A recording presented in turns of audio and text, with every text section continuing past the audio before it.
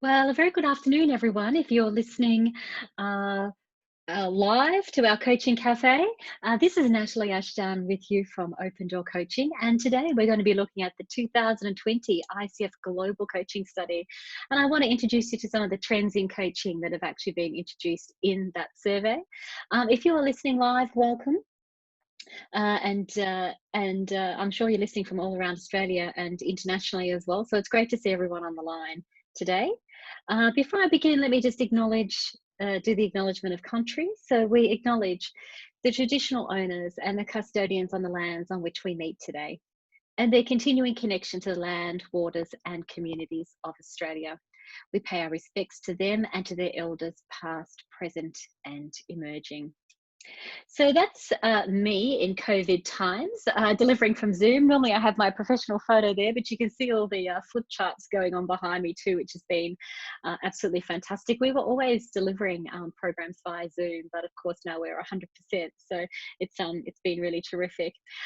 Today I want to introduce you to the trends in coaching, as I mentioned, looking at the global trends, the impact of COVID 19, the pandemic, on our industry, and also take a look at Australia. So I know there's some people on the line that are from around the world. If you're interested in the other statistics outside Australia, I can help you with those as well when the time comes. I um, I haven't got the full report open, but I can direct you to it as we go. So for those of you that are new to our Coaching Cafe, welcome. We come together at this time every Friday to create a shared learning experience, to have thought-provoking conversations. The Coaching Cafes are normally derived from real life executive coaching, real life coaching that's happening in our workplaces. And I normally bring those themes into our Coaching Cafe so we can discuss them as a community. If you are new, welcome to you. If you are a regular, and there's lots of regulars and wonderful coaches on the line, welcome back. I always am so happy and pleased to come together on a Friday. It's really one of the highlights of my week every week as well. If you're interested in collecting your ICF CCEs, as always, you can contact us at support@Open Door Coaching, and you do have to be on the webinar for the full 30 minutes. So here we go. Let me introduce you to the 2020 ICF Global Coaching Study. It was released about a week and a half ago now. You can access the executive summary if you like. And just after the Coaching Cafe, we'll be launching this recording, but we will also be putting up our blog around the study as well, so you can get some of the stats from that.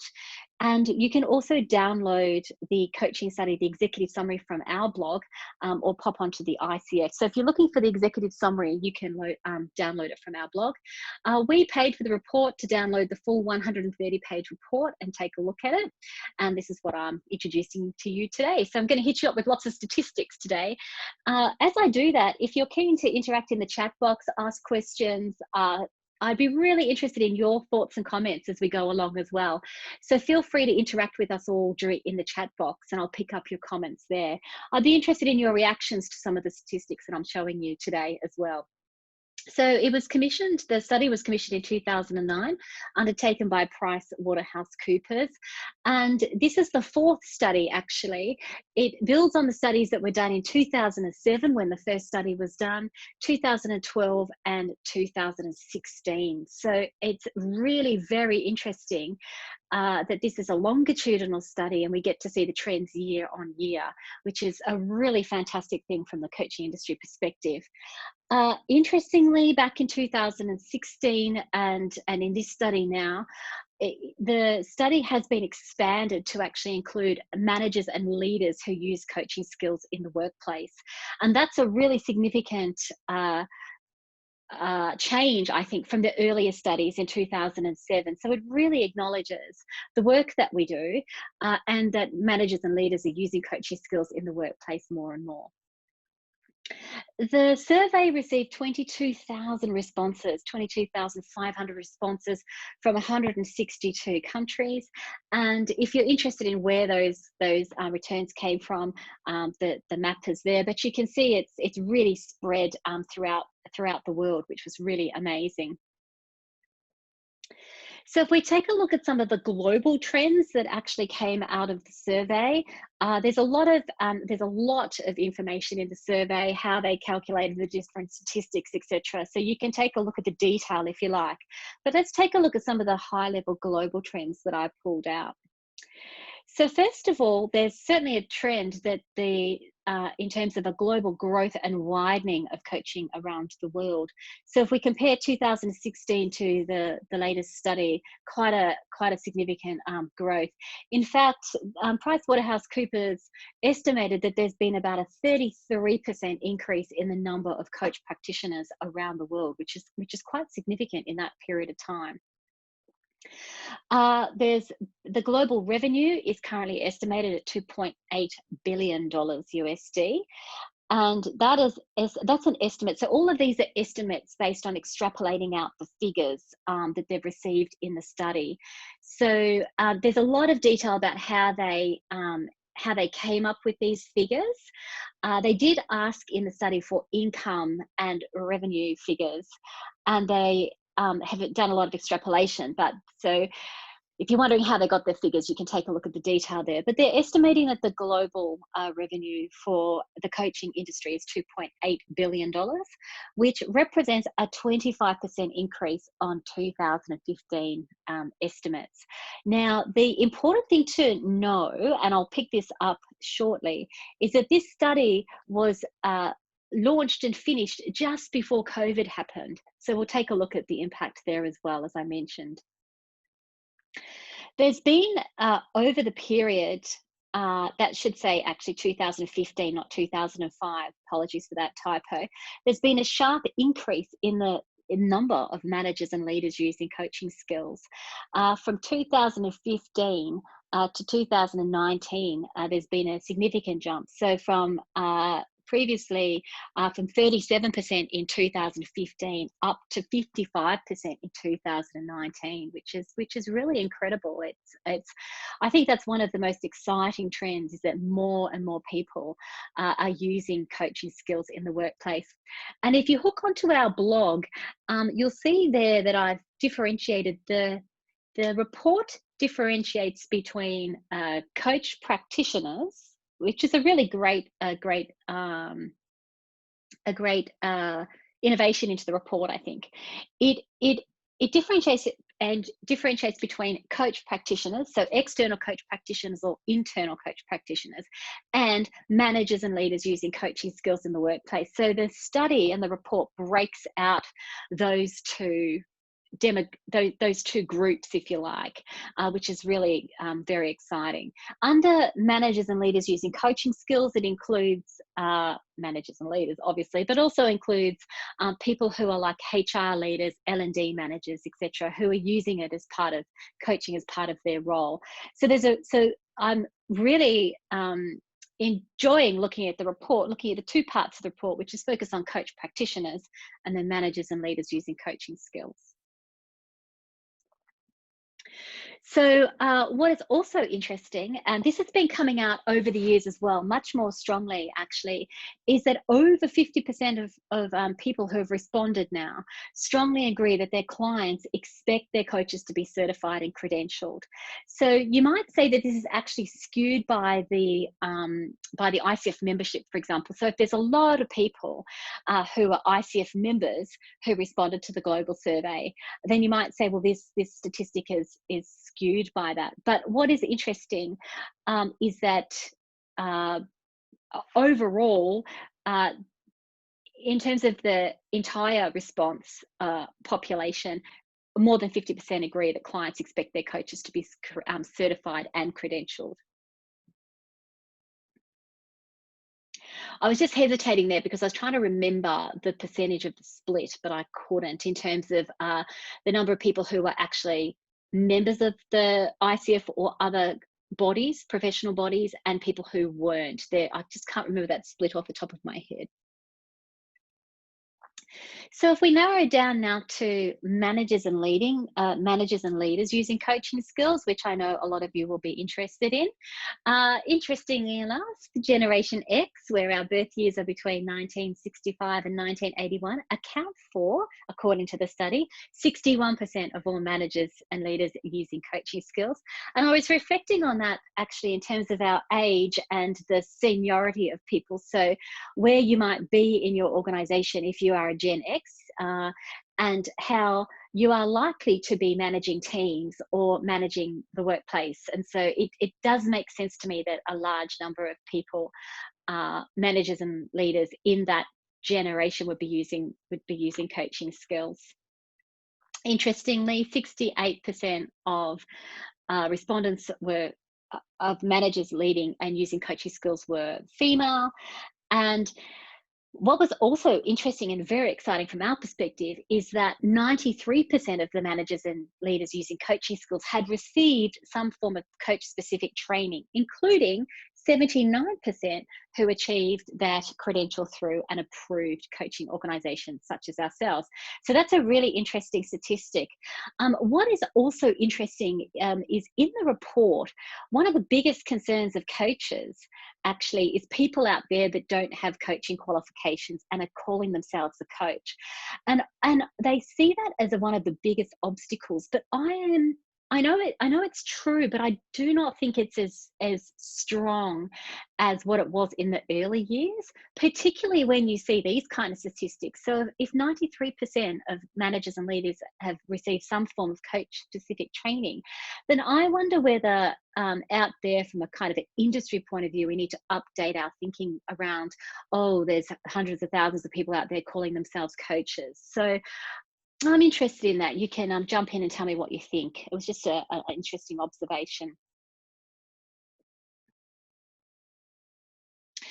Tony, thank you for that question. That's a really good question. Is it only ICF credentials that they're looking for?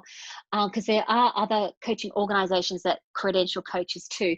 Yes, that's an excellent question. Thank you. So no, it's not just ICF credentials.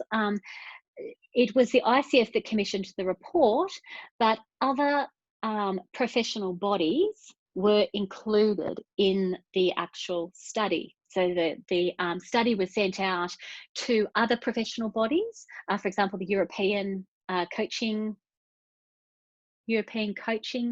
body. I can't remember the name of them. Yeah, so it was sent out. So it's not just ICF credential coaches that we're talking about here. Yeah.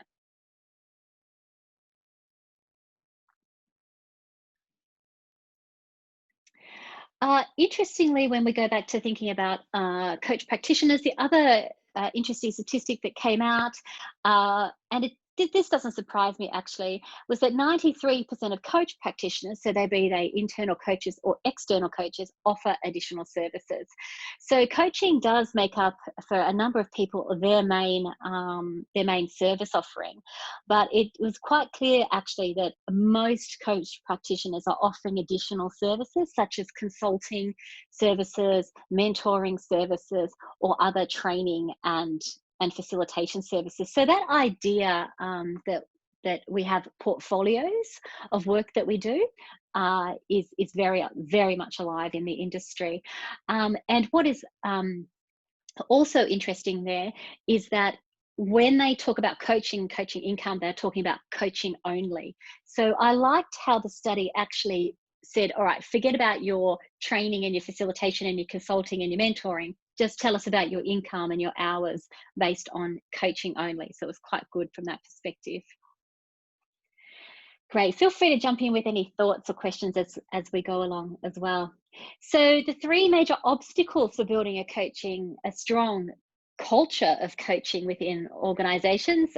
Feel free to jump in, see if you guess what they might be. Across all of the respondents, the top three, here's the top one, was 50% said limited support from senior leaders. If I might have, yeah, we wonder whether you might have been able to guess these as we go. So executive buy-in, yeah, spot on, Tom. Yeah. So limited support from senior leaders was definitely a feature. in terms of an obstacle, the inability to measure impact on coaching. Yeah, so I would have guessed this one as well. Anything to do with return on investment or measuring the impact on coaching seems to be an obstacle in terms of how do we build a strong coaching culture. And the third major one was lack of budget for coach-specific activities. So there was others that came out of the report, but they're the ones that were really the standouts. Tom also offers a concern that coaching is remedial rather than high performance. So, yeah, I think there's, in our experience, and others can jump in and say, I think there is still a bit of that going on. Although I have noticed a massive shift over the years towards high performance rather than remedial.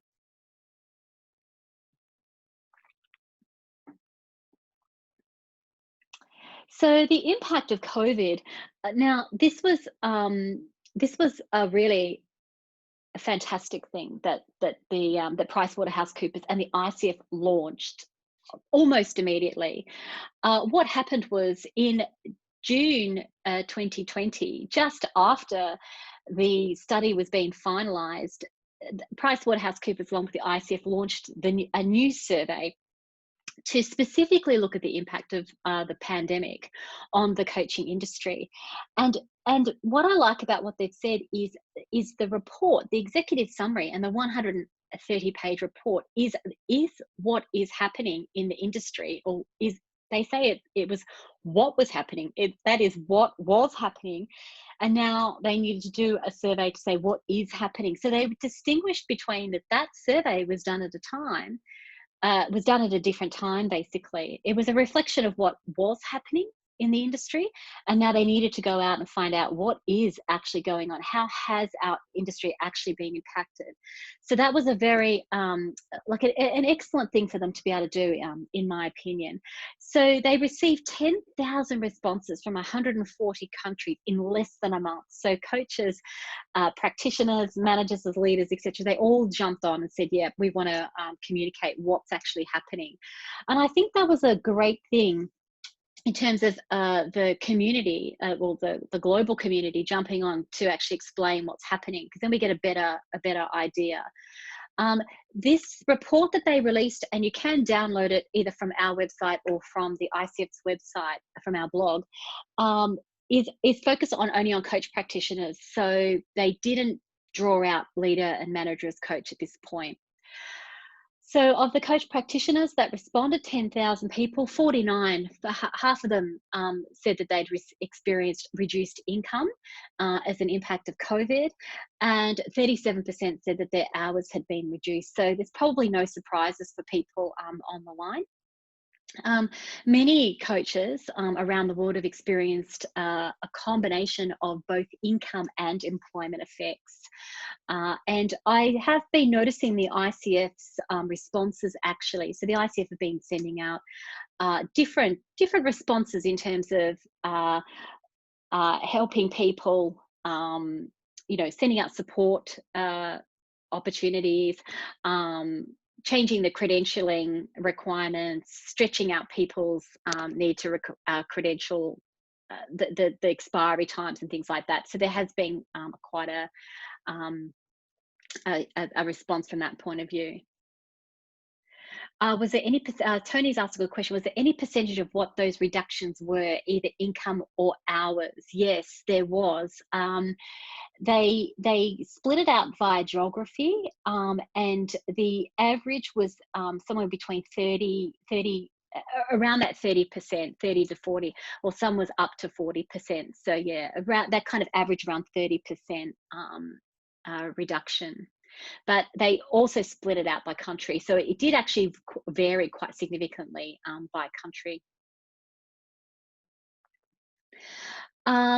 Interestingly, you're welcome. Keep jumping in with your questions as you go along.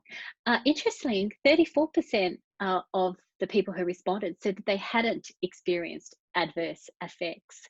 And in fact, 24% of people actually said the pandemic has had a positive impact on their business.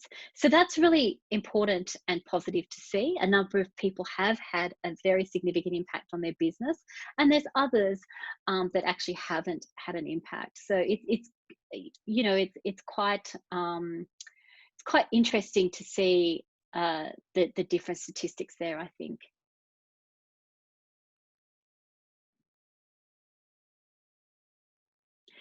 Um, Chana, you've asked a good question there. Is it now a requirement to renew your credential before expiration? Can it be done the following year? I'll have to double check that. I think it depended on when you were actually credentialing. So they have sent out all the credentials. So anyone that's credentialing at the end of this year, they have sent out new communications around that. And I think they did extend the 2019 credentialing. Yeah, I think they extended 2019. I'm not 100% sure whether they've extended out 2020. One of the major changes they did make was the number of coach-specific training hours that you needed in order to renew your credential. They decreased the number of coach-specific training units that you need in order to renew your credential. They also changed the requirement around pro bono coaching. So there was a requirement that a certain number of coaching hours were pro bono and a certain number are paid. It was a 75-25% split, and they've changed that as well. So it is really worthwhile if you are credentialing, particularly this year. If your credential is due this year, but it'll be due on the 31st of December. It's quite important, I think, that you jump onto the ICF website and take a look. That's coachfederation.org, or you should have received specific emails about that as well. So my credential is due. I can't believe it. My MCC credential is due at the end of the year for renewal. So yeah, so I've been carefully watching out what's going on there as well. Yeah, feel free to jump in with any other questions. I'll answer as many as I can as we go along.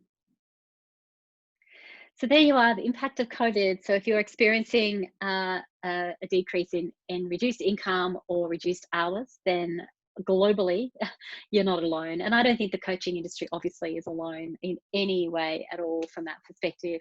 We are part of the coaching industry is part of the global impact of the pandemic. Interestingly, some people, as with all industries, are benefiting and others aren't. So. I was also interested in the impact on COVID on confidence levels. So what are coaches actually saying about their confidence levels when we look to the future? 42% said that they were somewhat confident, 23% said they were very confident that coaching will emerge stronger from the pandemic. So I think amongst our industry, there is quite a strong optimism around how coaching will emerge as a stronger industry from the pandemic, which is great to hear. And 46% said that they were very confident that coaching will still have a role in the organisation that they work for. So that's another really great thing to see. I think there's a lot of coaches on the line, experienced coaches that would agree with this one, and I certainly do as well. 65% of internal coach practitioners agreed that the role of coaching within my organisation will become more important. And we have particularly found that as well. So our executive coaching, for example, has continued very strongly. Executives in particular are getting that coaching support as they make decisions, as they manage their teams, as they manage their own personal response to the pandemic, and then they manage their team's responses to the pandemic as well. Executive coaching has really, really assisted that. So this is an interesting statistic that I definitely agree with, that the role of coaching within organisations will become more important as we emerge from the pandemic, as we're coaching people through what's happening now, and as we emerge as well.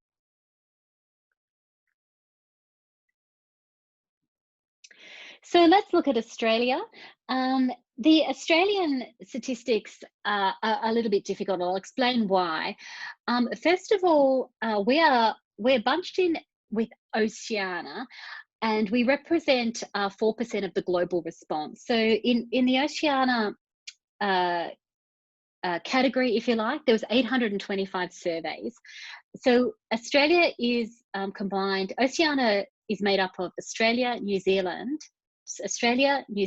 and some of the Polynesian countries. So it's not Asia, so it's not Asia Pacific.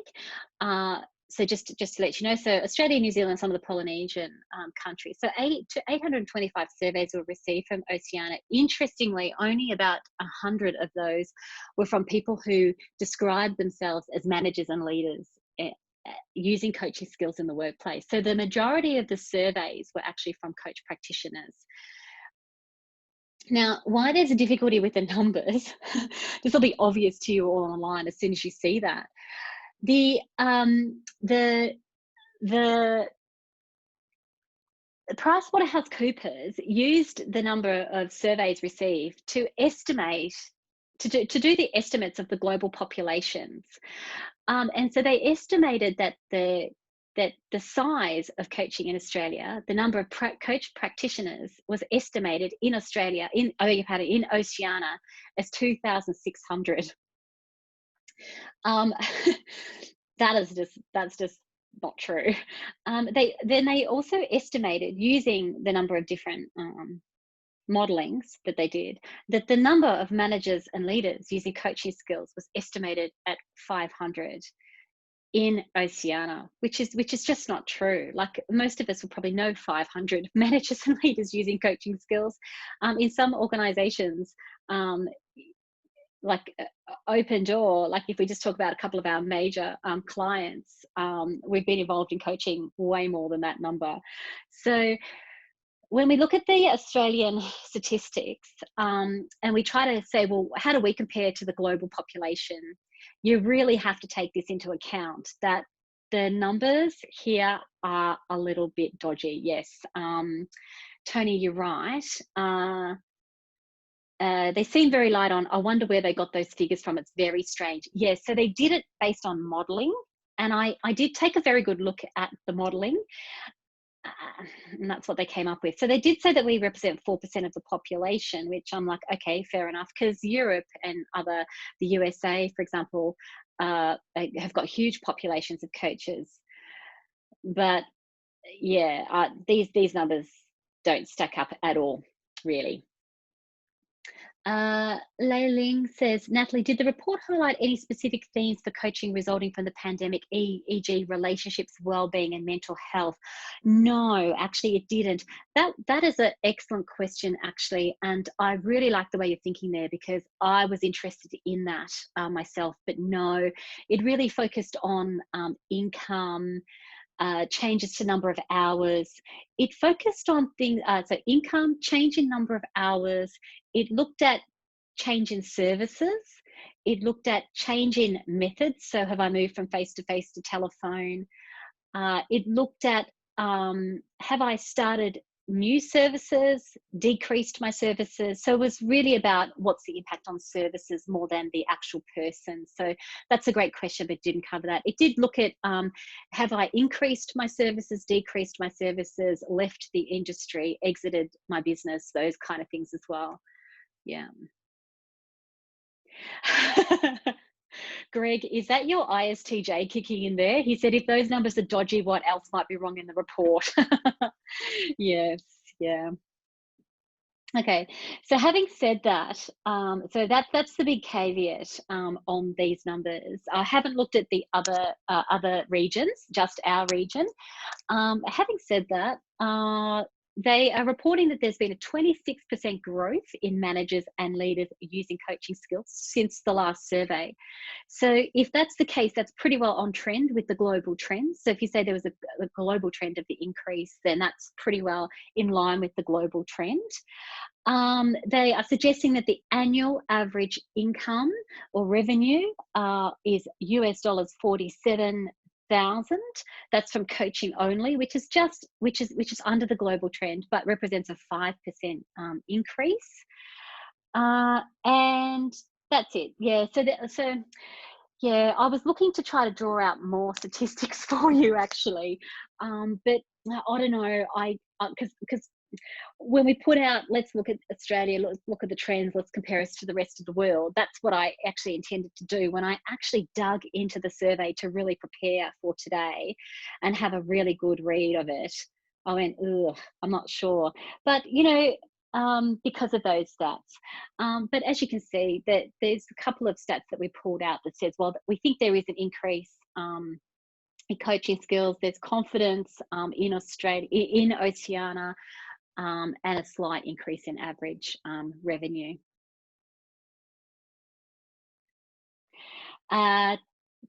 You should do a survey, Nat. Yes, yeah, absolutely, Tom. I think if we actually launched a survey, we'd get a very good picture, just given the reach of the alumni, for sure. Yeah, you got me thinking there. Yes. Tony says, I'm interested in the estimates from the previous surveys. Now I'm going to go back and have a look at them.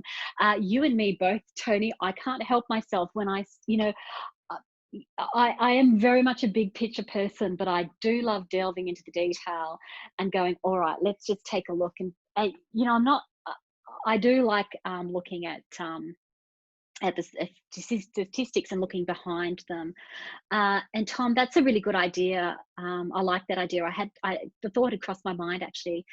Could we get a response from PwC on this? Yeah, that's a really great idea. And I'm more than happy to write to them and say, look, can we get more of an indication? Yeah, yeah.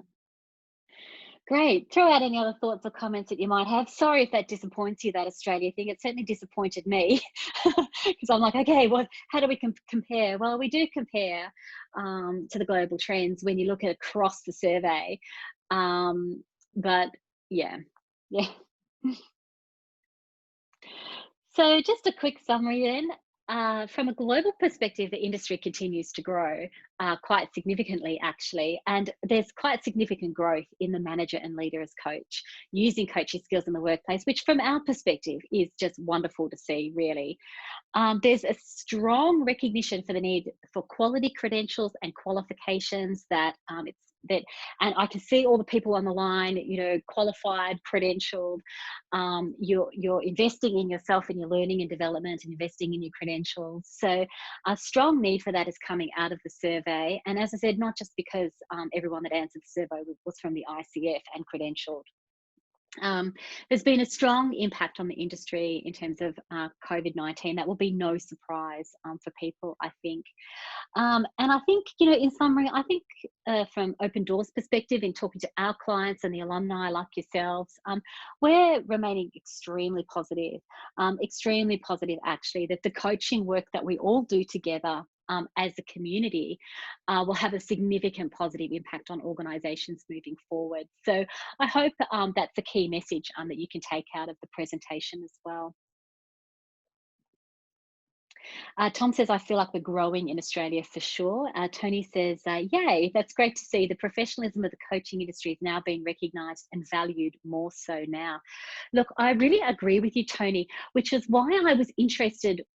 I think there is a perception, and I think it might be, and this is just in my opinion, it might be an old belief that, everyone out there is calling themselves coaches. I'm not quite so sure of that. I think coaches see that as a big obstacle to coaching in the workplace, but more and more people are getting credentialed and qualified, and more leaders and managers have actually got some form of coach training. So that's a big trend that's come out of the survey, and it also goes against that kind of perception that there's lots of people out there. There may be, I'm not sure, but I'm just interested if the statistics go against that perception at this point.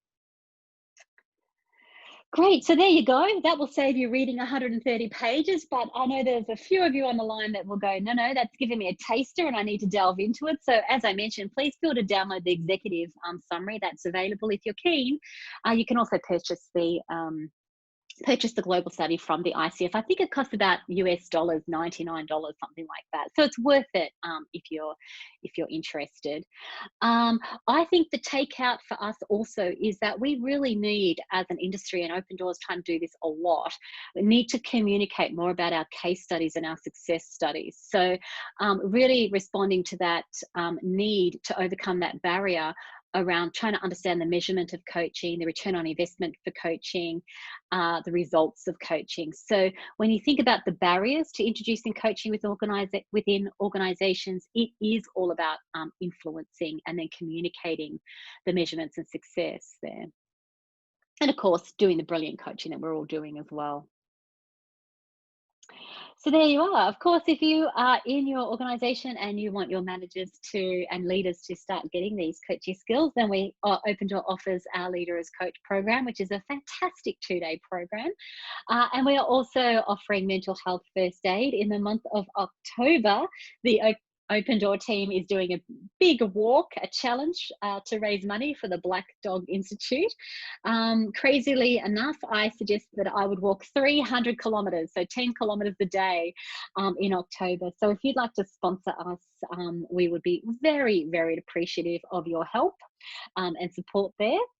Let's pick up final statements. Bridget, thank you. She says the value of the credentialed coaches in the workplace is that they're having loads of coaching conversations with others who are not coaches.